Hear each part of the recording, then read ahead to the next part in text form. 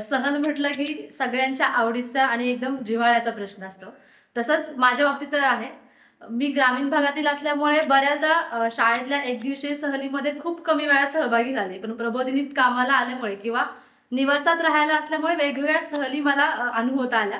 त्यातली एक पहिली आणि माझ्या सहलीची सुरुवात झालेली सहल म्हणजे गोव्याचा अभ्यास दौरा.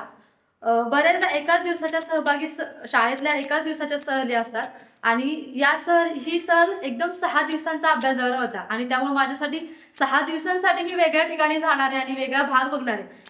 आपलं गाव किंवा आपला तालुका सोडून कधीच बाहेर न पडलेली एकदम गोव्यासारख्या शहरात जाणार हा माझ्यासाठी एकदम आनंदाचा आणि कधी जाते असा उत्सुकता असलेला दिवस होता आणि मी त्या सहलीत गेले आणि पहिल्यांदाच जास्त अंतरावरील रेल्वेचा प्रवास अनुभवला. आणि मग त्या ठिकाणच्या वेगवेगळ्या गोष्टी पाहायला तर मिळाल्या. तो अभ्यास सोबत होताच, पण अशा प्रकारच्या सहलींमध्ये सहभागी होणं आणि वेगळ्या गोष्टी पाहून येणं हा माझ्या अनुभवाची एक सुरुवात झाली. एवढा कॉन्फिडन्स आला मला की आता मी म्हणजे कोण मला काही म्हणू शकत नाही आणि काही सगळ्या महिला असतो त्यामुळे अगदी कोण बंधनच नाहीये की कसं वागायचं कसं बोलायचं, बिंदास असते. आम्ही तर पहिल्यांदा ट्रेनमध्ये इतका धिंगाणा घातला, असं वाटत होतं की मनात पहिले दडपण होतं की कसं करणार. पण ज्यावेळेस आम्ही ट्रेनमध्ये बसलो, अगदी पहिलं गाण्याच्या भेंड्या म्हणा, त्या गाण्याच्या भेंड्या कशा खेळायच्या, गावावरून नावाची किंवा पिक्चरची नावं असं ते ऍक्टिंग करून दाखवत होतो. आम्ही घरातल्यांबरोबर कधी सहलीला गेलो नव्हतो, पण ह्या सहली करून आल्यावर आम्ही सगळे घरातले मिळून कोकणात जाऊन आलो. त्यावेळेस मग अगदी तो आनंद तर अगदी दुगुणित होता, कारण महिलांबरोबर जाणं आणि अगदीच घरातल्यांबरोबर जाणं जरा वेगळंच असतंय की नाही का. आपण जर बाहेर पडलो तरच आपल्यात काहीतरी बदल होऊ शकतो. त्यामुळे मी दुसरी सहल अगदी बचत गटातून कर्ज काढून राजस्थानची केली. 2 किलोमीटरवरती फक्त गेलेले असेल एक, म्हणजे आई बरोबरच. लग्न झाल्यानंतर मिस्टरांनी कुठं बाहेर नव्हती नेली, देवदर्शन सोडलं तर. आणि पहिल्यांदा सोलापूरला हिरकणी म्हणजे ना ह्या संस्थेत आल्यामुळं ह्याला गेले ते सोलापूरची ट्रेन होती 6ची. आम्ही 3लाच जाऊन तिथं थांबलो. ते सगळ्या तिथला परिसर पाहून सगळी गर्दी बघून मला एवढं म्हणजे ना घाबरले, रडायलाच लागले मी की नाही का पहिल्यांदाच एवढी लोक बघितल्यानंतर. आणि ट्रेनचा तर पहिलाच प्रवास होता माझा. ते ट्रेनमध्ये बसल्यामुळं गाडी कशी हालती काय असं वगैरे म्हणजे सगळं वेगळंच होतं नवीन. आणि त्यावेळेची पहिली भीती गेलेलीची तो अनुभव. आणि नंतर मी हरळीला 2घी जणी आम्ही गेलो. जाताना पण आम्ही एकटेच गेलो, येताना रात्रीच्या 12चा प्रवास केला. म्हणजे सगळं म्हणजे पहिल्यांदा मी हे केलं. जसं म्हणतात पाण्यात पडल्यानंतरच आपल्याला पोहायला शिकतो, तसं मी पहिली सहलीला गेले म्हणून नंतर एकटीने म्हणजे आता कुठेही जाऊ शकते एवढं धाडस आलं माझ्यावर. मला असं वाटतं की मैत्रिणींच्या बरोबर जाण्याची सहलीतली मजा ही वेगळीच असते, घरातल्यांबरोबरची वेगळीच असते.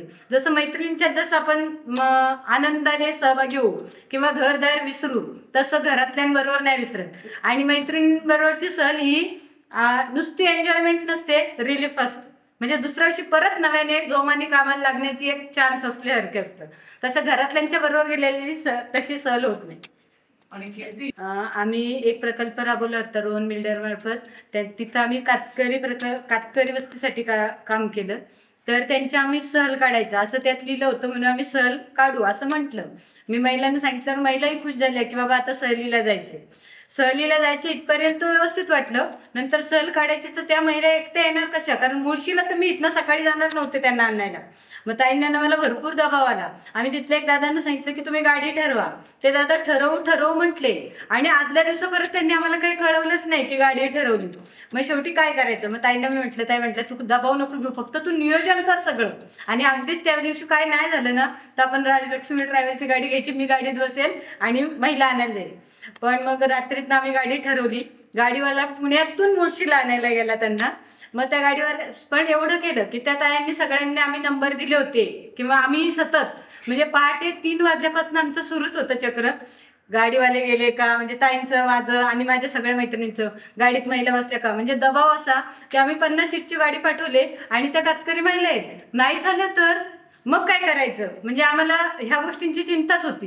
आम्ही प्रत्येक गावातल्या महिलांना निघाल्या का, आवरल्या का, तुम्ही फक्त गाडीत बसून या, तुमचं खाणं पिणं सगळं करू, फक्त या. आणि सगळ्या गावातल्या एक ताईंना आम्ही जबाबदारी दिलेली आणि फोन नंबर त्यांच्याशी आम्ही कॉन्टॅक्टमध्ये. एक तर रेंजचा प्रश्न मग शेवटच्या गावात गाडी गेली, एक ताई बसल्या आणि त्या ताईंनी एवढं छान सहकार्य केलं आम्हाला. हंसाताईंनी प्रत्येक गावात गेल्या की मग फोन करायच्या, ताई ह्या गावातून एवढ्या महिला बसल्या, त्या गावातून तेवढ्या. म्हणजे आम्हाला वाटलं 40 सीटची गाडी केले तर आम्हाला 20-30 महिला आल्या तरी भरपूर. आणि गाडीत शेवटला 47 महिला आल्या. 47 महिला गाडीत आल्यावर त्यांनी पद्धतशीर ताईंना फोन केला की ताई आम्ही आता सिंहगड रोडच्या परिसरात येणार, तुम्ही आलात ना.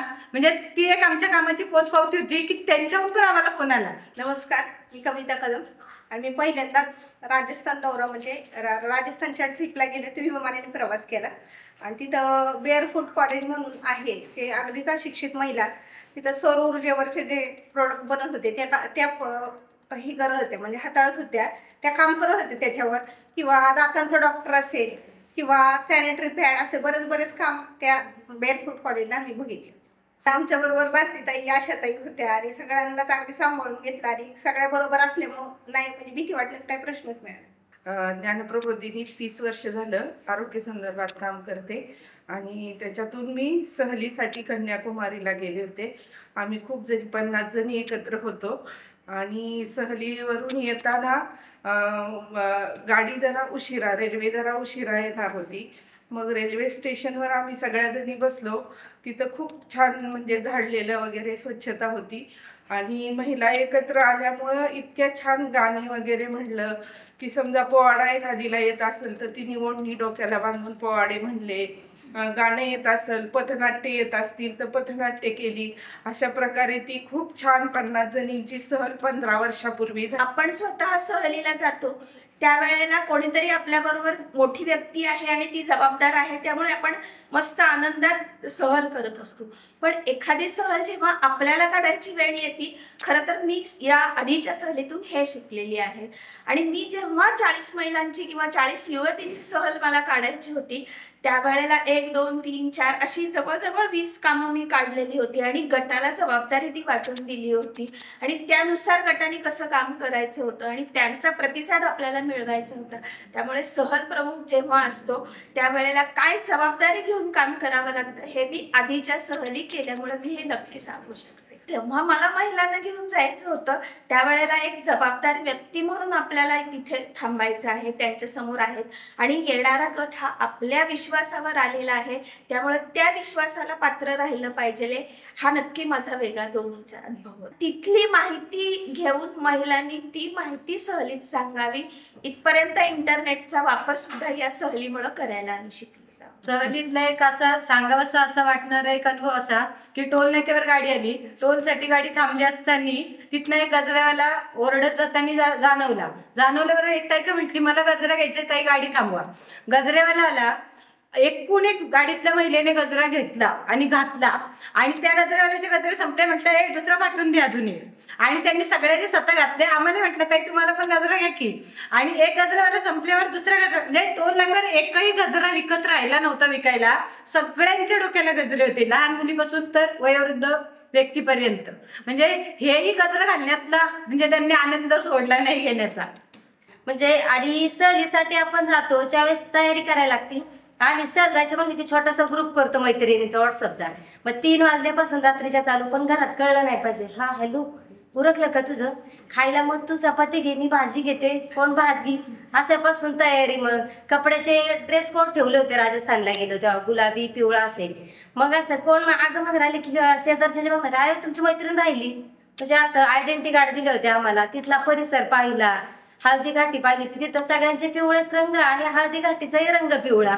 ते पूर्ण वेगळं होतं म्हणजे. आणि सगळ्यांबरोबर फोटो काढणे म्हणजे सगळं आपण काम करतो त्याच्या बाबतीत नाही का तेवढेच मर्यादित राहतो, पण सगळंच वेगळं होतं. म्हणजे सगळ्या ताया वेगळ्या होत्या, त्यांच्यातले अनुभव ना. तेव्हा अशी भीती नाही वाटली नको त्यांच्याबरोबर बोलायला की नाही का. असं नवीन मैत्रिणी भेटल्या, मग लगेच स्टेटसला न्यू फ्रेंड, मग लगेच दुसरीचा मेसेज न्यू फ्रेंड. मग आम्ही नाही का म्हणजे नाही का असं सगळं वेगळं होतं. हे वेगळं कशामुळं, आपण जर आपला स्वभाव आहे तर स्वभाव बदलला की समोरची व्यक्ती पण आपल्यापर्यंत पोहोचते. आता 7 ते 8 वेळा माझा ट्रेनने प्रवास झाला. तर माझी मैत्रीण परवा हरियाणाला चालली होती आणि ती मला तिकीट दाखवायला आली. मला म्हटली तुम्ही जाऊन आलात बराच वेळ रेल्वे, हे किती वाजता रेल्वे प्लॅटफॉर्म नंबर आहे आम्हाला सगळं सांगा. म्हणजे नाही का आपल्याला लोक विचारतात येऊन, हे चांगलं वाटलं. तिरुपती बालाजीला आम्ही म्हणजे 20 ते 22 वेळा गेलोय आणि प्रत्येक ट्रिपमध्ये 40 महिला असतात. म्हणजे प्रत्येक ट्रिपमध्ये 40 ते 45 महिला असतात. अशा ट्रिपा केलेल्या आहेत. आणि दुसरं म्हणजे वेगळं, आता निवडणुकीचं वारं सुरू आहे. तर निवडणुकीचं वारं सुरू असताना जे वेगवेगळे पक्षातील लोक आम्हालाच विचारतात, म्हणजे गाव प्रतिनिधी म्हणून, की तुम्ही एवढ्या एवढ्या महिला जमा करा आणि आमच्याबरोबर ट्रिपला चला. तर आता आम्ही 2 वेळा जाऊन आलो. एक पहिले ट्रिप काढली, 50 जणी होतो, बाळूमामा आणि कोल्हापूरला.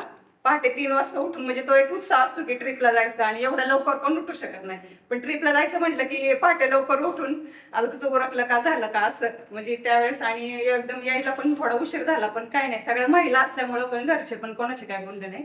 वेळ होता म्हणून आम्ही शिवसृष्टी पाहायला गेलो. पण तिथं जाताना आम्ही कुठं सहलीला जायचं असलं की साड्याच घालून जायचं.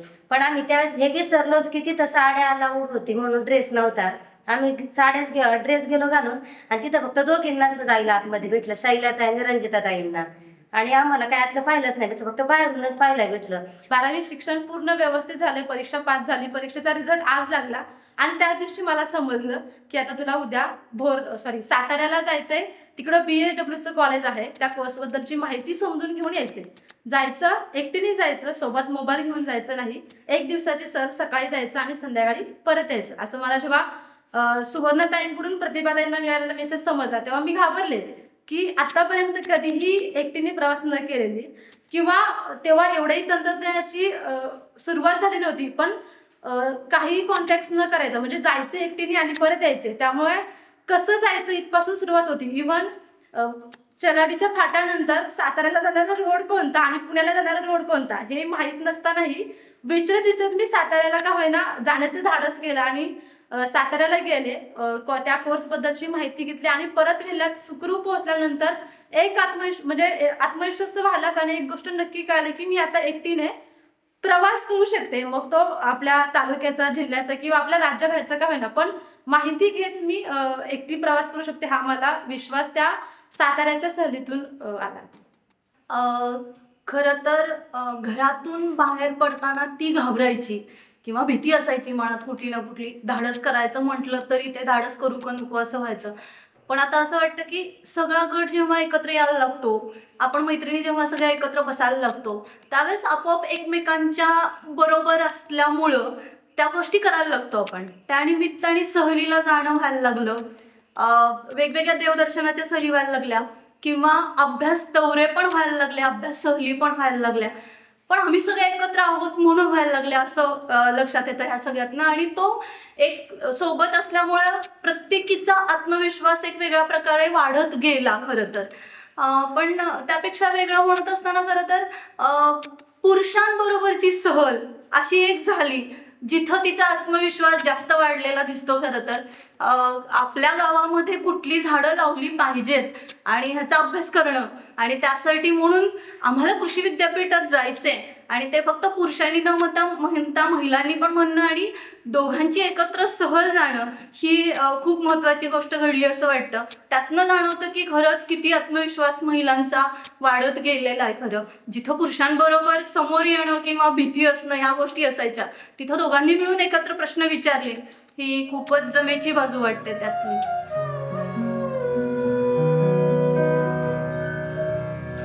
त्यामुळं इतकं मला सुंदर वाटत होतं. तिथं गेल्यावर कळलं की काही महिला, म्हणजे आम्हाला असं वाटत होतं आम्हीच कमी शिकलेलो आहे, पण तिथं आपल्यापेक्षा जास्त कमी शिकलेल्या महिला आहेत आणि त्या काय करू शकतात ते तिथं गेल्यावर आम्हाला कळलं गेलं. ज्ञानप्रबोधिनीतून कन्याकुमारीला जायचं असं आम्ही सगळ्या महिलांनी मिळून ठरवलं. आणि तिकीट त्यात कळालं मला की विमानाचा प्रवास आहे आणि मी पहिल्यांदाच विमानात बसणार होते. आम्ही विमानतळावर गेलो आणि तिकीट स्वतः चेकिंग हे सगळं सुवर्णाताईंनी तिथं पण मदत म्हणजे केली की कसं जायचं असतं, पास म्हणजे सर्व सूचना ताईच देत होत्या. आणि मला पहिल्यांदाच खूप छान वाटत होतं की विमानात बसायचे. विमानात बसलो आणि ते विमान उडालं तेव्हा आपण ढगात चाललो होतो आणि खूप छान वाटत होतं की ढगांबरोबर आपण इतक्या उंचीवर कधीच गेलो नसतं जर ही सहल नसती तर. वेल्हे भागातील ज्या ग्रामीण भागातील महिला नेल्या होत्या तर त्या प्रत्येकच महिला काही ना काही उत्पादन करत होत्या. तर उत्पादन करतात मग त्या म्हणजे ठीक आहे आपण घरगुती उत्पादन करतो, मग त्या उत्पादनाचं पुढे काय, त्याचं मार्केटिंग कसं करायचं, त्याचं पॅकेजिंग कसं करायचं, या सगळ्यासाठी आपण सिद्धार्थ नाईक यांच्या कोकण सी फूड म्हणून म्हणजे त्यांचा जो कारखाना आहे त्याच्या तिथे गेलो होतो. ते महिलांना दाखवलं. त्याच्यानंतर आपण घरी जे खोबरं खातो तीच प्रोसेस पण ती मशीनद्वारे कशी केली जाते, म्हणजे मग त्याच्यापासून चिक्की करणं, जे आपण घरी लोणची करतो ती करणं, हे सगळं तर महिला करतातच. पण ते म्हणजे त्याची क्वालिटी कशी मेंटेन ठेवायची, त्याच्यानंतर त्याचं पॅकेजिंग कसं करायचं आणि ते बाजारात कसं जातं, मग त्याची गुणवत्ता कशी पाहिजे, हे सगळं त्यावेळेस त्या महिलांनी पाहिलं. तेव्हा आपण जे करतोय त्याला आपण अजून बेटर कसं करू शकतो हे तिथे गेल्यावर त्या महिलांना कळलं. त्यामुळे हा अभ्यास दौऱ्याचा हा फायदा खूप झाला. आणि त्याच्यानंतर म्हणजे हे जेव्हा ते मार्केटमध्ये जातं तेव्हा ते एखाद्या ठिकाणी स्टॉल असो किंवा त्यांचे जे म्हणजे शॉप असतात त्यांनी उभारले होते, ते सुद्धा आपण त्यांना दाखवले. म्हणजे त्याच्यानंतर त्याचं लेबलिंग असणं, त्याचं पॅकेजिंग असणं, ग्राहकांशी कसा संवाद करायचा, ऑर्डर जर जास्त असेल तर त्यावेळेस काय करायचं, आणि आपण जे म्हणजे मटेरियल बनवतो तर त्याचा टिकाऊपणा कसा वाढवायचा आणि ते किती काळ टिकू शकतं, ह्या सगळ्या गोष्टी महिलांना कळायला त्यावेळेस. त्याच्यानंतर आम्ही जेव्हा अंध एक संस्था होती तिथे भेट दिली तेव्हा महिलांना अजून आत्मविश्वास वाढला की अरे हे अंध असून म्हणजे काहीतरी आपला एक शरीराचा भाग जो की कमी आहे हे असून सुद्धा समोरची व्यक्ती जी आहे ती इतक्या सर्राईतपणे ते काम करते, तर मग आपण का नाही, हा एक कॉन्फिडन्स तेव्हा म्हणजे त्यांच्यामध्ये आला. आणि त्याचा फायदा असा झाला की म्हणजे जे आपल्याला मिळालंय, जे नैसर्गिक आहे, जे आपल्याला मिळाले त्याचा आपण अजून चांगल्यात उपयोग कसा करू शकतो हे त्यावेळेस महिलांना कळालं. आणि त्याचा फायदा अतिशय म्हणजे योग्य पद्धतीने महिलांनी करून घेतला आणि आता त्या खूप उत्कृष्ट विक्री करतात आणि स्वतः त्या विक्रीसाठी जातात. पण दिल्लीला जे बघायचं होतं म्हणजे राष्ट्रपती भवन पुढं काय असतं, आपलं सरकार म्हणजे काय, आम्ही तिथे एक लेटर देऊन आले राष्ट्रपतींना. म्हणजे वरून काय येतं, सगळे म्हणतात वरून येते म्हणजे वरून कुठून, ते बघण्यासाठी आम्ही दिल्लीला गेलेलो तिथून. आणि त्या खुर्च्यातून आम्ही बसलो जिथं आता हे लोक बसतात ना, त्यामुळे तिथे आम्ही बसलो. आणि आतापर्यंत आम्ही असं सांगतो घरी आल्यावर, तेव्हा त्या खुर्चीत आम्ही बसलेलो आणि खूप वेगळे अनुभव होते आमचे. आणि मग लाल किल्ल्यावर गेलो आम्ही, लाल किल्ला बघितला, झेंडा कुठं फडकवतात तो बघितला. आणि रात्रीचा इतिहास ऐकायला येतो ते आम्ही रात्रीचं बसून ऐकलं खुर्च्यातून. घोड्यांच्या टापा, त्या लोकांचे आवाज, असं वाटत होतं की आम्ही त्याच काळात जगतोय. आम्ही राजस्थान दौऱ्याला जायचं होतं आणि तो दौरा होता अभ्यास दौरा. भारतीताई म्हटल्या सहल नाही, आपली अभ्यास दौरा आहे बरं का. ताईंना म्हटलं असू द्या पण आम्हाला यायचंय. मग आम्ही बेअरफूट कॉलेज बघून अजिविकापुराला गेलो. ती संस्था पूर्ण बघितली, पण ती संस्था बघत असताना तिथलं काम आणि आपलं काम एकच होतं, पण मनाला सारखं एकच गोष्ट खटकत होती. ते फिल्म स्वरूपात आम्हाला सगळं काम दाखवत होते आणि त्यांच्या भिंती पूर्ण ज्यांनी जे काम केलं ते सगळं त्यांच्या भिंतीवर दिसत होतं. मग जेव्हा आम्ही आजीविका संस्थेच्या बाहेर निघालो तेव्हा एकच मनात निश्चय केला की आपण जे काम करतोय तसंच आपलं काम सुद्धा वेळेत गेल्यावर ह्याच स्वरूपात आपण इतरांना दाखवायचं.